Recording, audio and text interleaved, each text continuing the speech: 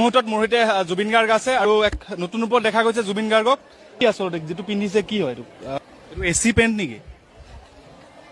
AC হোক DC হোক pant pant আৰু ঢাকা আছে তই নতুন কিবা এটা লাইন এটা হ'ব নেকি? মানে লাইন এটা গুণগুণাই যদি এটা লাইন গাই দিলে কিনো হ'ব দেশৰ অৱস্থা। আজিকালি আকৌ মুখখন জোঙাও কৰি দিয়ে এটা পাউট কৰি দিয়কচোন। সেইটো পাউটটো কি বস্তু তাৰপিছত গম পালো মুখখন জোঙা কৰি দিব লাগিব এনেকে।